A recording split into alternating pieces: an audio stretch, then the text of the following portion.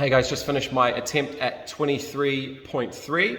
5 wall walks into 50 double unders, into 15 snatch, any variation of the snatch, straight back into 5 wall walks, another 50 double unders, 12 snatch at your heavier weight. You must complete that within 6 minutes. If you do, you get awarded another 3 minutes. Movements change slightly, weight changes slightly. You move to strict handstand push-ups, double unders, and your heavier weight snatch.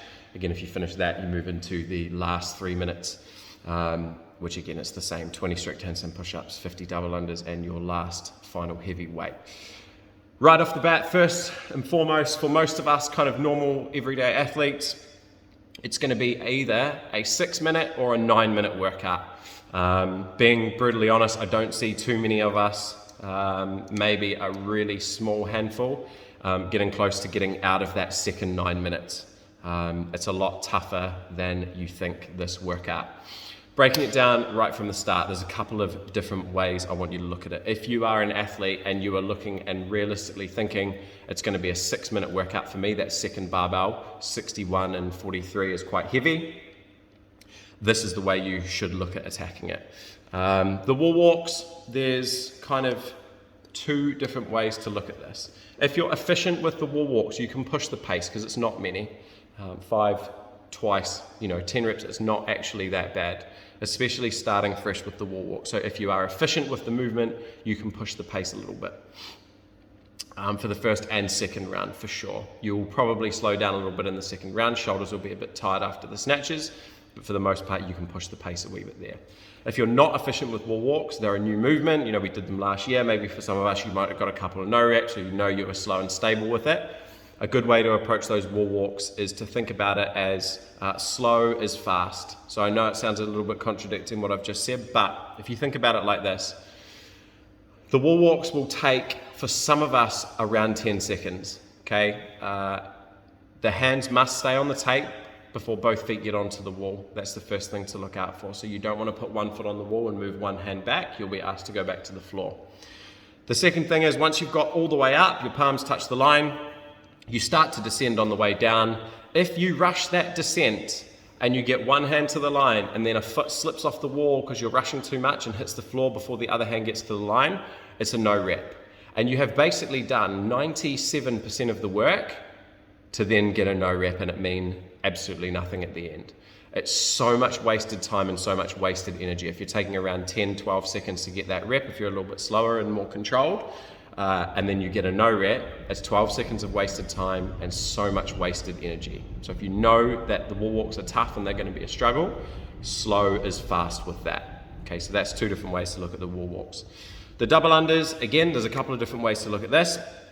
If you are pushing to get a really good score with this workout, you have to go unbroken through the double unders. So you must stay relaxed, try and relax into it and stay unbroken as much as possible. If you do happen to skip or miss a rep or catch your foot, should I say, take a deep breath and then go again straight away. It's only like a second loss, so it's not the end of the world. If double unders are something that you're still working towards, maybe you've got like single, double, or like smaller sets, then stick with what you know. Okay, smaller sets is best, especially moving into that second set where you're going to be a little bit fatigued, shoulders are going to be a little bit sore. So single, double is fine.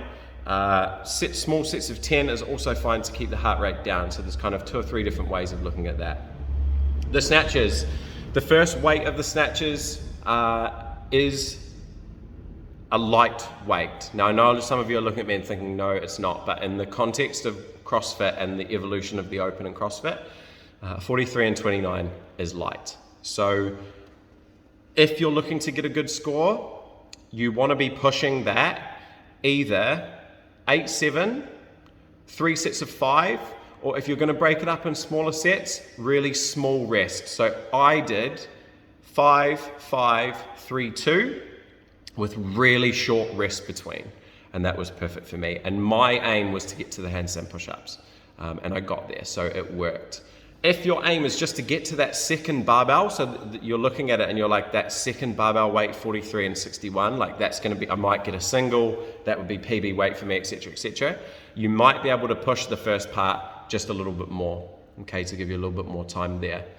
But yeah, then moving back to the wall walks, they're going to be a little bit slower the second time round. Shoulders will be a little bit more tired. So same rules apply as the first one. If you're looking to get a good score, you're going to have to push those. If you're not super familiar with them, slow is fast. Make sure you get no reps. You hit every single rep as you go. Don't rush them. Double unders, again, same thing. Good score, you have to go unbroken. See where you're at with, breaking it up accordingly. Small sets of 10 or single, double, if that's where you're at. The second weight for the snatches, for pretty much everyone, I would suggest singles. So I did singles, I got to the handstands. You can kind of look at it both ways. If you're looking to get to the handstands, you want to go singles so that you're less fatigued when you get there. You don't want that eccentric loading. If you are efficient with the 60, but you're thinking that getting to the handstand push-ups is going to be tough, start with singles, and then if you've got a little bit left in the tank, you can go touch and go with that. So you can push the pace a little bit more to get that good tie break time. And again, if you know that 60 or 43 is going to be like your PB weight, then get there, take a little bit of rest, kind of like what it was with the thruster last week. You can take a little bit of time, freshen up, and then attempt your heavy singles from there. If you get awarded the next 3 minutes and you make it to the handstand push-ups, I got there about 5.5. I probably took about 20 seconds rest, maybe a little bit longer before I started into the 20 strict handstand push-ups. You guys are going to love this. I'm not too bad at strict handstand push-ups. Like I could probably still do about 20 unbroken. I did a set of 5 right from the start, and it felt way harder than it has ever felt for me. So that was my first kind of error. I can't even remember what I did after that. It might have been 3s, 2s, and then eventually I got to singles. I got 19 handstand push-ups in the end, so I failed my 20th buzzer beater there. But I would say if you can do strict handstand push-ups, you're looking at probably sets of 3 at an absolute max. Okay, you don't want to go anywhere near failure with this. If you do, you probably won't be able to do many more afterwards. So smaller sets is better with the handstand push-ups, and again, short rest. And yeah, I mean, from there, I don't really know how it feels. So anyone who gets past the 20 handstand push-ups, what I would be thinking personally if I got there was, again, push the double unders unbroken, maybe try and take a second or 2 walking to my rope to try and relax my shoulders because they were pretty tired. And then that 80 kilo bar becomes, I think it's 80 and 60. That becomes like your every rep that you get will jump you like 1,000 spots on the leaderboard. The handstand push-ups will kind of do that for some of us anyway, especially the females. Every single rep you get with those handstand push-ups will jump you a significant amount of spots on the leaderboard. So try and grind out 1, 2, 3, whatever, how many you get to. Fun workout, guys, really, really fun. I probably wouldn't do too much different apart from change the structure of the handstand push-ups. As always, if you have any questions, drop me a message. Be realistic with your expectations with this one as well, guys. There's been 2 pretty big workouts since, so a shorter, sharper workout to finish off the Open for 2023 isn't too bad at all. And then don't forget, we're heading to the Stonehouse pub from 6 p.m. Tomorrow night. So looking forward to seeing you all tomorrow, crushing this, guys. Again, any questions, let me know. Look out for the heat list coming a little bit later on, and we'll chat to you soon.